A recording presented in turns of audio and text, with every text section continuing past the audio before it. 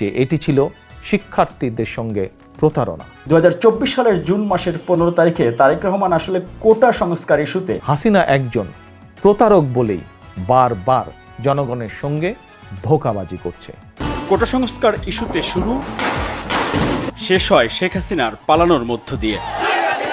কোটা সংস্কার থেকে জুলাই গণ অভ্যুত্থান।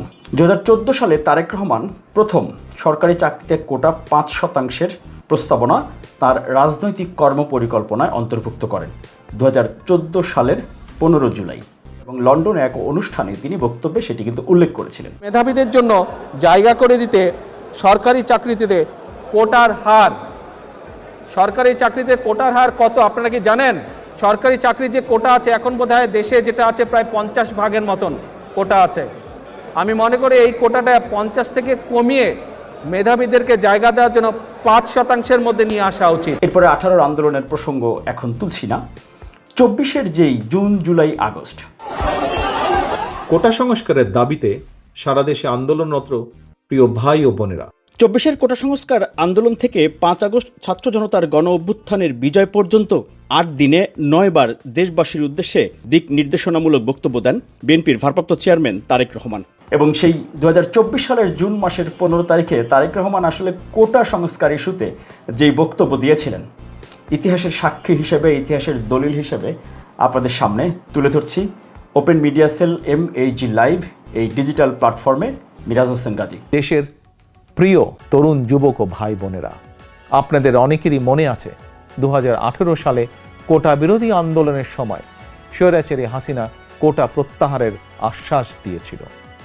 এখন আবার আদালতকে ব্যবহার করে সেই কোটা ব্যবস্থা পুনর্বহাল করেছে। আজ এটি স্পষ্ট যে এটি ছিল শিক্ষার্থীদের সঙ্গে প্রতারণা। হাসিনা একজন প্রতারক বলেই বারবার জনগণের সঙ্গে ধোঁকাবাজি করছে। কোটা কখনো মেধার বিকল্প হতে পারে না। আমি ব্যক্তিগতভাবে বিশ্বাস করি, মনে করি চাকরি কোটার ব্যাপারে ছাত্র তরুণদের দাবি অবশ্যই ন্যায্য এবং যৌক্তিক।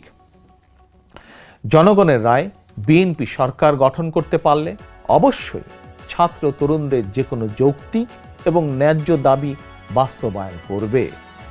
একই সঙ্গে প্রতিবন্ধীদের বিষয়টিও রাষ্ট্র অবশ্যই গুরুত্ব সহকারে বিবেচনা করবে। যদি আমরা ঐক্যবদ্ধ থাকি, সিদ্ধান্তে অবিচল থাকি, অচিরে একটি নিরপেক্ষ সরকারের অধীনে অবাধ, সুষ্ঠু, নিরপেক্ষ নির্বাচনের মাধ্যমে জনগণের কাছে জবাবদিহিমূলক সরকার গঠিত হবে ইনশাআল্লাহ। এই বক্তব্যটি 2024 সালের জুন মাসের 15 তারিখে বিএনপির তখনকার ভারপ্রাপ্ত চেয়ারম্যান বর্তমান প্রধানমন্ত্রী তারেক রহমান তিনি দেশবাসী এবং শিক্ষার্থী ছাত্র জনতার উদ্দেশ্যে তিনি এই বক্তব্যটি দিয়েছিলেন, ভিডিও বার্তাটি দিয়েছিলেন। সেই বক্তব্য তারেক রহমান এবং বিএনপির অফিসিয়াল যেই সামাজিক যোগাযোগ মাধ্যম এবং ডিজিটাল প্ল্যাটফর্ম এবং লাখ লাখ মানুষ তারেক রহমানের সেই বক্তব্য দেখেছেন, তখন শেয়ার করেছেন। সুতরাং দেশ এবং জনগণের স্বাধীনতা রক্ষায়, মানুষের রক্ষায় হোক এই মুহূর্তের স্লোগান দফা 1 দাবি 1 খুনি হাসিনা পদত্যাগ। ধারাবাহিকভাবে সেই বক্তব্যগুলো তুলে ধরা হবে। এছাড়া open media cell MAG live এই ইউটিউব চ্যানেলে গেলে আপনারা প্লেলিস্ট আছে, সেখানে গিয়ে আপনার প্লেলিস্টে জুলাই গণ অভ্যুত্থানে তারেক রহমানের ভূমিকা শীর্ষক যে প্লেলিস্ট আছে সেখানে দেখতে পারবেন বিস্তারিত। Open media cell.